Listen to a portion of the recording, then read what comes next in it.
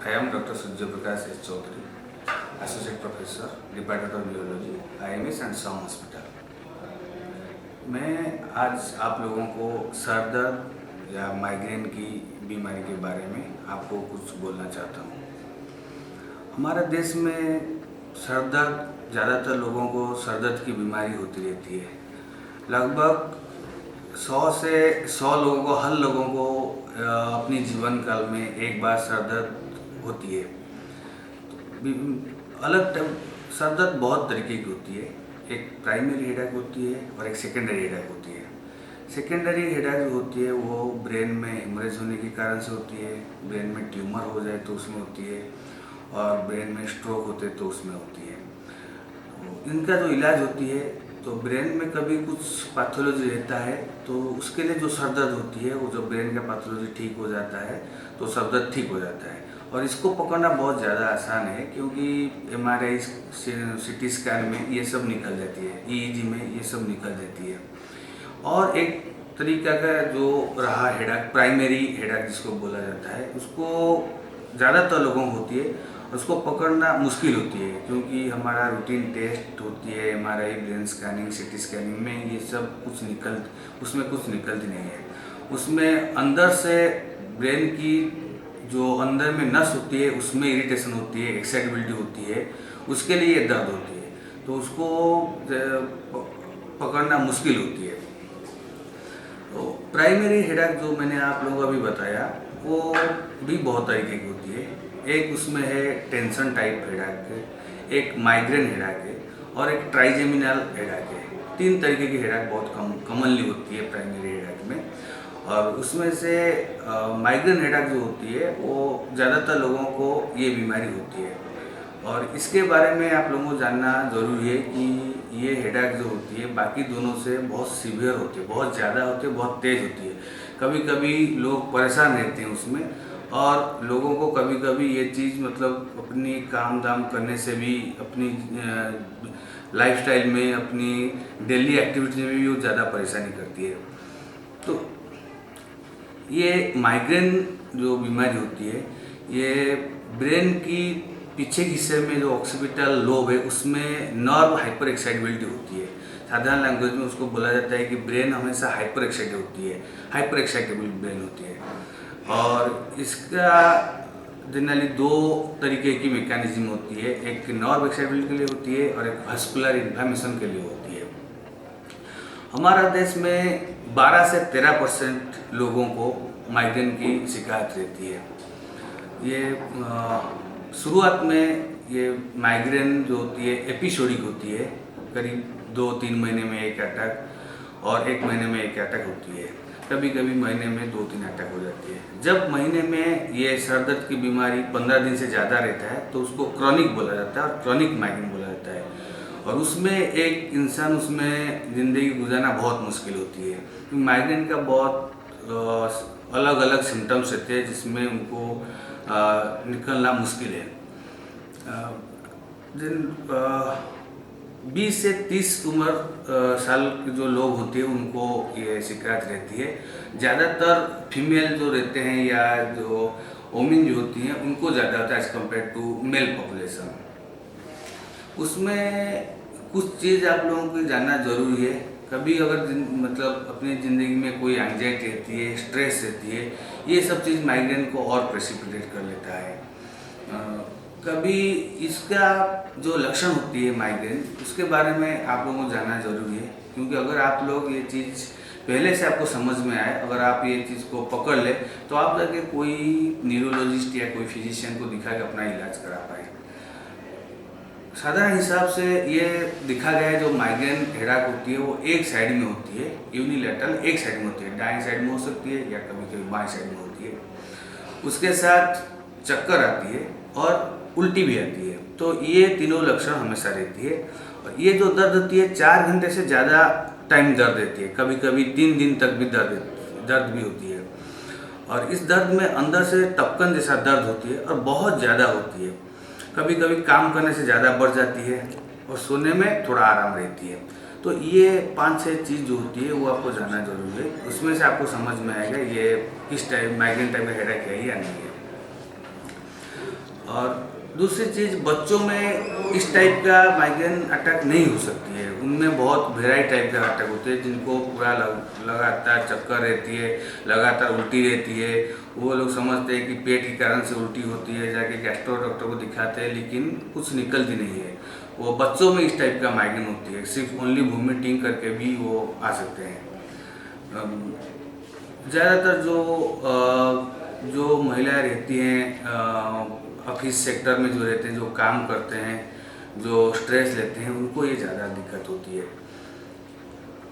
ये जो लोग कंप्यूटर यूज़ करते हैं बहुत ज़्यादा लाइट लगा के, उनको ये दिक्कत होती है। जो लोग ज़्यादा लाउड साउंड में काम करते हैं, जहाँ पे बहुत शोर होती है, म्यूजिक होते हैं, साउंड होते हैं, उन लोगों को ये दिक्कत होती है।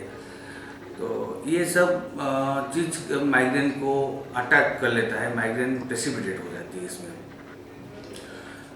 और एक बात मैं आप लोगों को बोलना चाहूँगा, ये माइग्रेन टाइप का जो हेडेक होती है, ये उसका इलाज जो होती है बहुत आसान होती है, अगर उसको पहले से पकड़ा जाए, और ये पूरी तरह से ठीक भी हो जाती है अगर सही से इलाज करा जाए। वरना ये ज़िंदगी में लोगों को बहुत परेशान करती है। हमेशा ब्रेन एक्साइट होती रहती है, और कभी कभी इतना एक्साइट हो जाता है कि वो फिट्स टाइप का अटैक जो होती है, सीजर अटैक जो होती है, वो भी हो सकती है। तो अगर आपको कभी इस टाइप का दर्द हो, सर में एक साइड का दर्द हो, उल्टी के साथ दर्द हो, अंदर से टपकन जैसा, कोई हथौड़ी मारने वाला जैसे दर्द महसूस हो, तो आप जाके तुरंत कोई न्यूरोलॉजिस्ट या फिजिशियन को आप जाके उनसे संपर्क करें, उनसे सलाह लें। जब ये बहुत कम बार होती है, उसका फ्रीक्वेंसी जब कम होती है, कभी कभी 1-2 महीने में एक बार, या महीने में 2 बार 3 बार जब होती है, तब उसी टाइम के लिए उसी टाइम के लिए आपको कंटिन्यूस आपको दवाई लेने की ज़रूरत नहीं है आपको। और जब जिस टाइम में अटैक होगा तब आपको मेडिसिन लेने की ज़रूरत है। लेकिन अगर आपको ये अटैक महीने में 4-5 बार से ज़्यादा होते, तो आपको रेगुलर एक मेडिसिन लेना होती है। कभी कभी 1 या 2 या 3 दवाई पर रखा जाता है, तो 6 से 9 महीना, कभी कभी 1 साल तक लिया जाता है, और उस प्रोफाइलेसिस लेने से ये पूरा ठीक हो जाता है। दवाई लेने के साथ कुछ चीज़ आपको परहेज करना होगा, कुछ चीज़ से आप दूर रहना होगा। जैसे आप बहुत ज़्यादा धूप में बाहर ना जाएं, धूप से आपको दूर रहना होगा। बहुत ज़रूरी काम पड़े तो आप सनग्लास लगा के जा सकते हैं। बहुत ज़्यादा जहाँ पे शोर हो, म्यूजिक लगे, बहुत ज़्यादा साउंड हुआ, तो उसमें से ही आप थोड़ा उस सब चीज़ों से दूर रहना होगा। स्ट्रॉन्ग परफ्यूम जो होता है, स्ट्रॉन्ग डीओ जो होती है, ये सब चीज़ आपको व्यवहार करना मना है। चाय, कॉफ़ी, ये सब चीज़ पूरा अवॉइड करना मना है। चॉकलेट हो गया, आइसक्रीम हो, चीज़, बेसिकली चीज़ बेस्ड, ये सब चीज़ से दूर रहना है। तेल मसाला वाला चीज़ को आपको ज़्यादा अवॉइड करना है, और टाइम से टाइम रेगुलर आपको दवाई लेनी है। अगर कोई व्यक्ति ये सब काम कर लेता है दवाई के साथ, अगर टाइम के हिसाब से दवाई ले और ये सब चीज़ें दूर है, तो ये आसानी से इसका इलाज हो सकती है। तो जब आपको ये सब चीज़ महसूस हो, तो आप पहले जाके आप कोई भी डॉक्टर से सलाह लें, या न्यूरोलॉजिस्ट को दिखा के आप अपना इलाज करा लें। अपनी इलाज के साथ जो चीज़ मैंने बताया, ये सब चीज़ से दूर रहना है। और नॉर्मली जैसे अल्कोहल हो गया, स्मोकिंग हो गया, ये सब चीज़ भी अवॉइड करना है। अटैक, जब माइग्रेन अटैक रहता है, उसी टाइम में बाइक चलाना, गाड़ी चलाना, ट्रैवल करना, ये सब चीज़ से भी दूर रहना है। माइग्रेन कभी कभी इतना बढ़ जाती है कि लोगों को ट्रिस्ट टाइप का अटैक हो जाती है, जिसमें सर दर्द होकर फिर बेहोश हो जाते हैं। उसको माइग्रेन लिप्सी बोला जाता है, माइग्रेन एपिलेप्सी होती है, उसको ही बोला जाता है। और माइग्रेन कुछ लोगों में एक पहले से पता चल जाता है, जिसको ऑरा बोलते हैं। कभी कभी आंखों के सामने अंधेरा आ जाता है, कान में अजीब सी आवाज़ सुनाई देती है, पेट में दर्द होना महसूस होती है, इसको माइग्रेन ऑरा बोलते हैं, जिसको क्लासिकल माइग्रेन बोलते हैं। लेकिन ज़्यादातर लोगों में ऑरा मिलती नहीं है, जिसको कॉमन माइग्रेन होती है, माइग्रेन विदाउट ऑरा और कॉमन माइग्रेन बोलते हैं। बहुत कम लोगों में एक माइग्रेन की कॉम्प्लिकेशन होती है, इसको कॉम्प्लिकेटेड माइग्रेन बोलते हैं। माइग्रेन की कॉम्प्लिकेशन होती है, उसमें कभी कभी हाथ पैर में भी दर्द होना चालू हो जाती है, इसको एलोडाइनिया बोलते हैं। हाथ पैर में झुंझुनाहट, दर्द होती है, गर्दन में दर्द होना चालू हो जाता है। तो ये सब कॉम्प्लिकेटेड माइग्रेन की वेराइटी होते हैं। और आजकल देखा गया है कि जो नया रिसर्च हो रहा है, नया जो स्टडी हो रहा है आजकल, ये दिखा गया है कि जिनको माइग्रेन रहती है उनका ब्रेन जो होती है एक्साइटेड ब्रेन होती है। तो वो लोग बहुत ज़्यादातर लोगों को ये लोग स्ट्रोक होते हैं। जो कॉमन साधारण लोगों को जितना स्ट्रोक की चांस रहती है, ब्रेन स्ट्रोक की चांस रहती है, जिन लोगों को माइग्रेन होता है बचपन से उनको स्ट्रोक की मात्रा बढ़ जाती है, स्ट्रोक की चांस बढ़ जाती है। तो कभी कभी माइग्रेन के साथ एक वर्टिगो की एसोसिएशन रहती है, माइग्रेन के साथ बहुत सारा सोमैटिक कंप्लेन भी रहती है। तो ये सब आजकल की नया रिसर्च टॉपिक है जो लोगों को देखा गया है। माइग्रेन लोग जिनको रहते हैं उनको एपिलेप्सी, सीजर या ब्रेन स्ट्रोक या क्लॉट की बीमारी की चांस मात्रा बढ़ जाती है आज कंपेयर टू हमारा जनरल पॉपुलेशन के हिसाब से देखा जाए। जैसे हर बीमारी का जो होती है बोला जाता है prevention is better than cure, तो इसमें भी ये चीज़ भी आप लोगों को मानना है, ये भी बहुत ज़रूरी है।